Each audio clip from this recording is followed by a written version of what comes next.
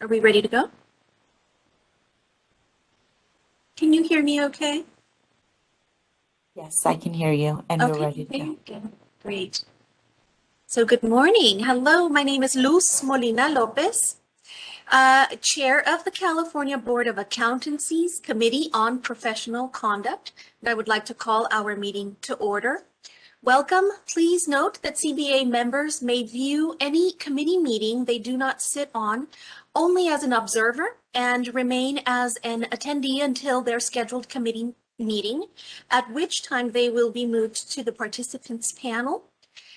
At which time, I'm sorry, I will turn the meeting over to Ms. Reed to take roll call and establish a quorum. When Ms. Reed calls your name, please unmute your microphone and state your name. Then remember to mute yourself afterwards. Ms. Reed, please go ahead. Luz Molina Lopez. Luz Molina, present. Dan Jacobson.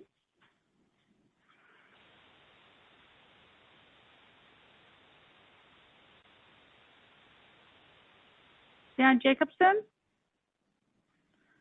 Your microphone might be muted. Sochi Leon. Present, Sochi Leon. Dee Dee Owens. Present. Michael Savoy. Present. And Dan Jacobson.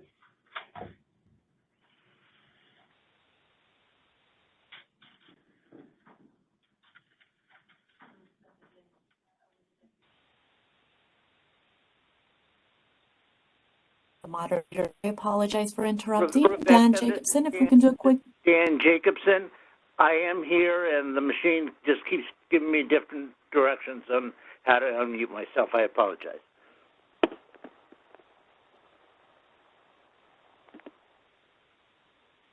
And we have a quorum.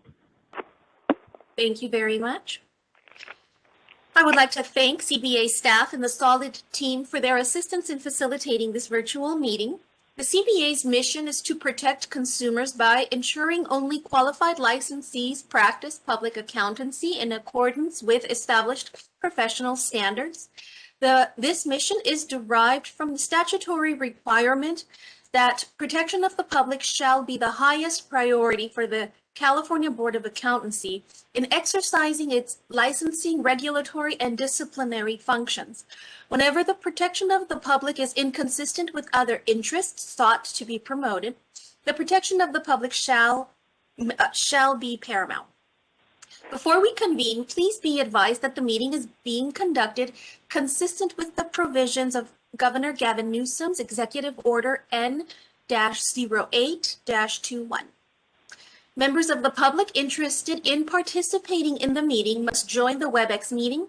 Information and instructions are posted on our website. All lines are currently on mute. As I facilitate this meeting to allow for proceeding in an orderly manner, lines will remain on mute until I direct staff to open them for public comments. I will announce when we are accepting public comments on the various issues, and staff will open the lines as appropriate. 5 minutes will be allotted to each individual providing comments. I would like to remind committee members and others speaking during the meeting to use the raised hand feature.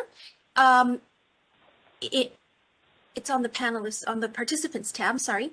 If you wish to make a motion, ask a question, or make a comment. This approach is necessary to facilitate the meeting and ensure the committee has the opportunity to complete its necessary business. I appreciate everyone's understanding. So we can move on to the agenda items. Agenda item 1, which is a public comment for items not on the September meeting agenda. The moderator will provide general instructions and then open it up for public comment. Moderator, please go ahead. Thank you. This is the moderator. The instructions are on the screen for your reference. If you would like to participate in public comment, click the Q&A icon located at the bottom right corner of your WebEx screen. It's typically in the bottom right corner. If you're using other devices, it might be located elsewhere. And in the ask field that appears, type, I would like to make a public comment, and send it to all panelists. and when prompted, click the Unmute Me button.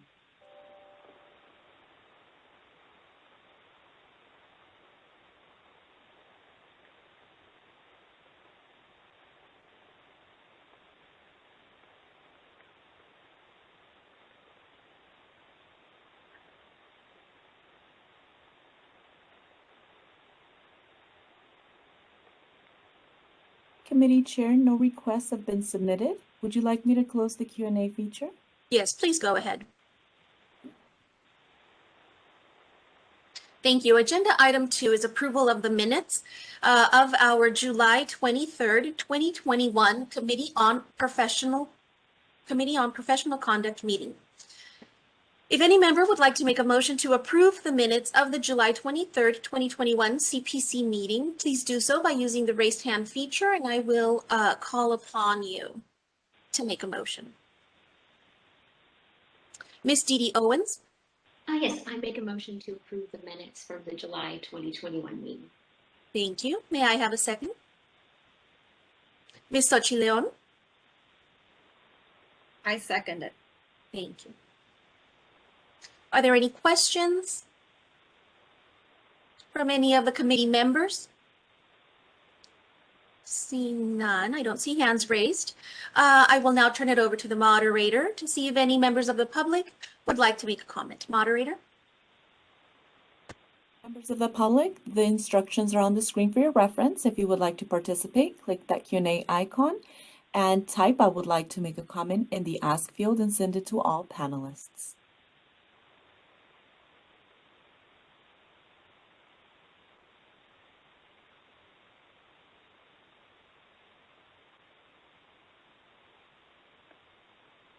Committee Chair, no requests have been submitted. Would you like me to close the Q&A feature? Yes, please do so.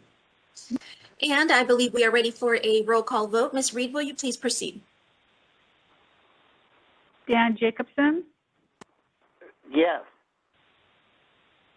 Sochi Leon, Here. Luz Molina Lopez, Yes.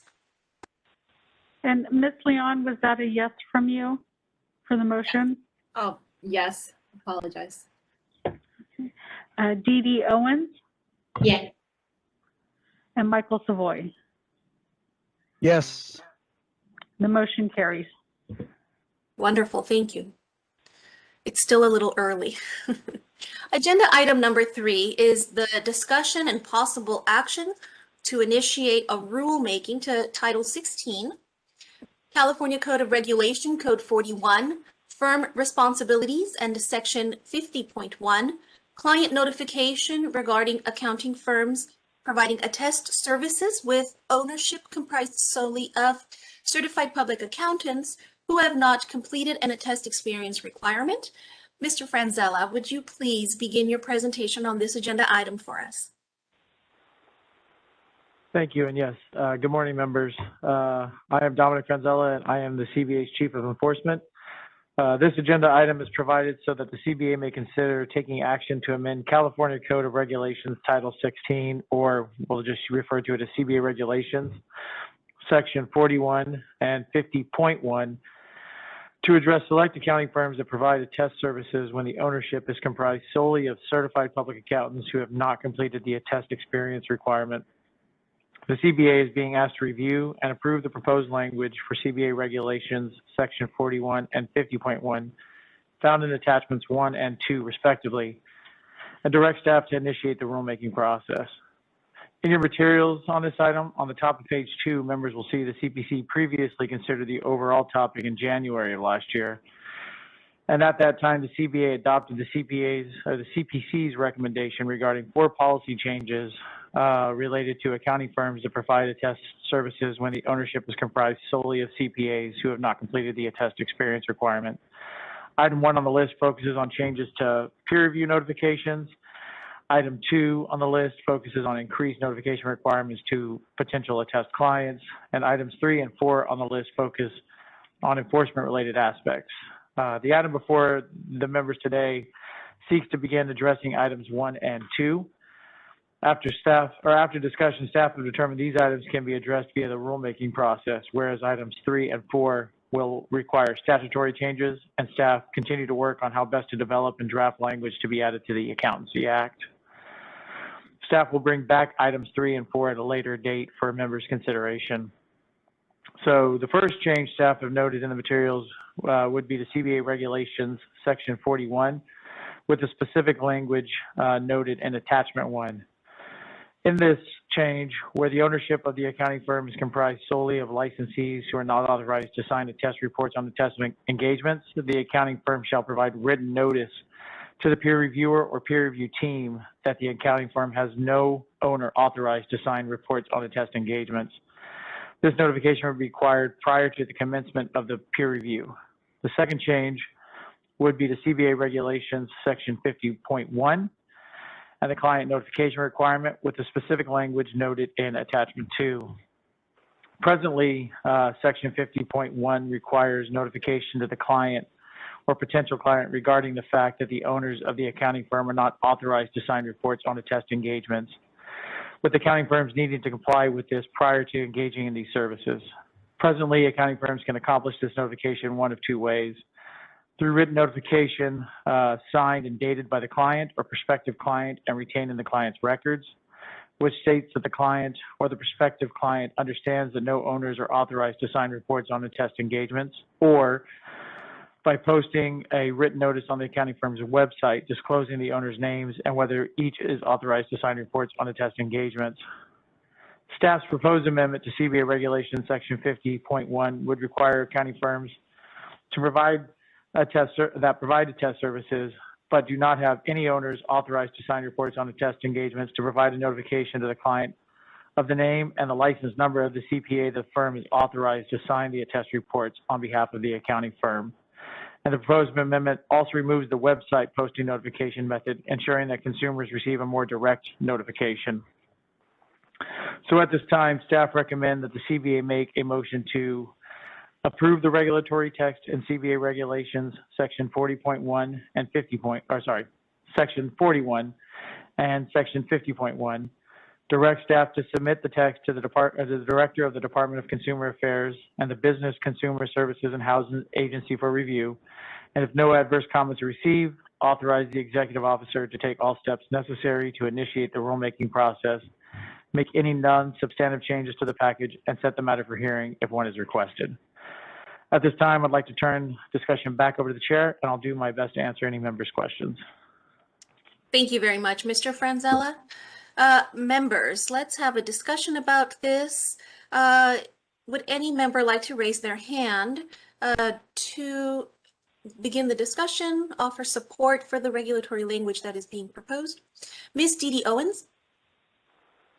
Yes, thank you for the briefing. Just a few questions. First, how prevalent is this? How often does this situation occur where the firm has basically the ability to do this, but the partners within the firm do not? So Ms. Owens, we actually have no way of actually tracking that information because we do not issue firm licenses based on an A or a G level of service like we do for individuals. Mm-hmm. So a firm is authorized to perform the full range of services, presumably related to whatever the licensees are employed with that firm. So as we do not track this, I can't give a specific number or how prevalent it is. But I will say the trend in licensing is that there are far more Gs being issued compared to attest level licenses. I want to say it's probably close to 2/3 to 1/3, if not getting closer to 70-30 in the amount of G licensees. So part of this is, while this is reactionary to a matter that came to our attention through the enforcement process, it's also setting us up to make sure that we're putting in proper checks and balances as the G licensee probably becomes the more prevalent license going forward. Okay, no, thank you for that answer. I think that makes my second question moot since we don't have an ability to know at the beginning. So no, I appreciate that. Thank you. Thank you, Ms. Owens. Are there any other members who would like to make a comment or ask a question? I did have a question, Mr. Franzella. I know that we had previously chatted about consultants, and I'm still a little unclear. Would this be the scenario for a consultant, like a agency needing to hire a consultant because they need to provide this attest experience to one of their clients? Sorry, I apologize. I'm not sure I understand the question. Who's hiring the consulting in this particular matter? Is it the accounting firm itself, Mhm. or so you can't gain a test experience through consulting or hiring an outside consultant to oversee the firm's work. But if the firm is is owned solely by a licensee or owned solely by licensees who don't have the authority to sign a test reports, they may contract out to have the services done by a licensee who has that experience. But regardless, they would have to meet the notification requirements as is outlined in 50.1, and they would have to meet the Section 41 requirements to notify the peer review or peer reviewer team related to the fact that the owners who the firm is, when the firm issues that audit report, none of the owners had a test experience or authority to sign attest reports. Thank you. Ms. Leon, would you like to ask your question? Yes. So I had a similar question as Ms. Dee Owens, and I'm just trying to get the sense of the magnitude of what we're trying to fix here. I think being transparent makes sense. My question is, are there any thoughts or opinions around unintended consequences from this recommendation? I see that there are no fiscal or economic impacts. So I can only speak from staff's perspective on this particular issue. It's the Section 50.1 has been around, I want to say, since around 2007. So this is not a new phenomenon, that this idea of accounting firms with ownership solely comprised of licensees who aren't authorized to sign the test reports. It's been around since we started issuing the G license. So the board took steps back in 2007 or 8 to implement some type of notification requirement to the clients or prospective clients. I think this is taking an added step, in as much as it's required. They can't just use the website to meet that requirement, coupled with they also have to identify which CPA they've authorized to do the work, which is not something they have to do now, so that that consumer can look up that signer to determine whether or not there's some enforcement action that had previously been imposed by the board on that individual. So I think it's increased consumer notification, and it doesn't somehow limit or expand the functions that are being already performed by these particular firms. Thank you so much. Ms. Owens? Yes, I have another follow-up question that kind of triggered for me. Do we have information on, from the enforcement process, has this been an issue that has come up where we've had enforcement matters that tie to this situation? So yes, Ms. Owens, the actual the paper that kind of predated the January paper the CPC took up last year, I want to say started sometime in September of 19, started as the result of an enforcement action that the board had taken and had identified some potential holes that may exist, or some improvements that could be performed in order to make both the consumer notification better, and the enforcement process, closing any loopholes that may have existed related to the signer versus the owner, and who takes responsibility for that report when it's issued. So it was an enforcement matter. We've had a few others come through, at least related to the notification requirement and whether or not they perform those. So while it's not prevalent now, I do believe this has the potential to become more prevalent over time as the G licensee population continues to grow and continue to be able, and audit and the test services are still needed by the consumers. Okay, thank you.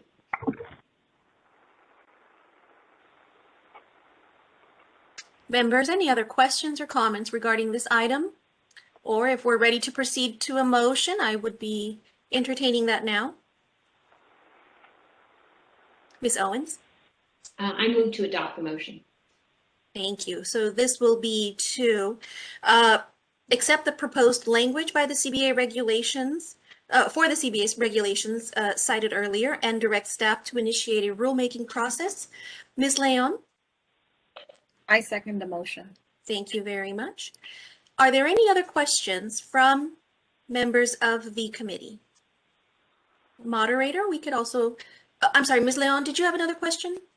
Your hand is still raised. Okay. Moderator, we can go ahead and open it up. At this time, I will be happy to take any public comments on this item. Thank you. This is the moderator. Members of the public, the instructions are on the screen for your reference. Simply click the Q&A icon located at the bottom right corner of your WebEx screen. Type, I would like to make a comment in the Ask field and click Send to all panelists. And then click the Unmute Me button when prompted. So I do have a individual that would like to make a comment, Jason Fox. Jason, I will unmute your microphone in just a moment.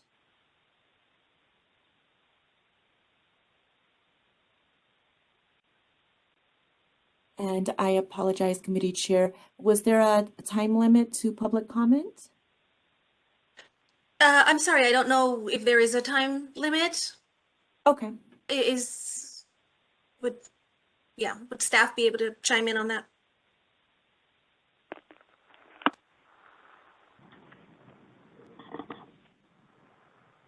Minutes, okay.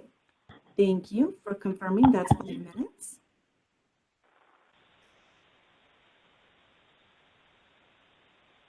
And Mr. Fox, you have been requested to be unmuted. This is Jason Fox with the California Society of CPAs. I just want to make a comment. While we don't have a necessary position on this proposal, I do want to compliment the staff for at least for taking a thoughtful approach. I mean, this is certainly a complex issue and certainly can be more challenging looking at how the licensee population is going forward. So I think the first approaches certainly fit with the current regulations in this space, and we're happy to have conversations on more substantive changes in the option 3 and 4 that would require more conversations down the road. So with that, thank you.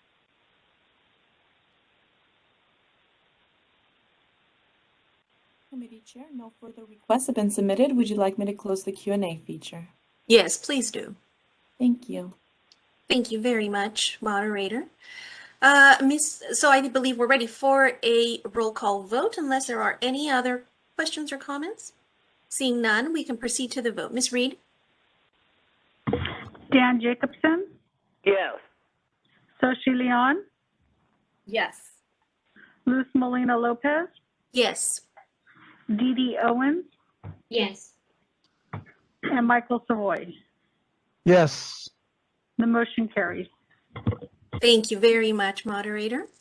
Let's move on to agenda item number 4. Agenda items for our next meeting. Do any members wish to request that any items be placed on the next Committee on Professional Conduct meeting agenda? If so, please raise your hand on the Participants tab.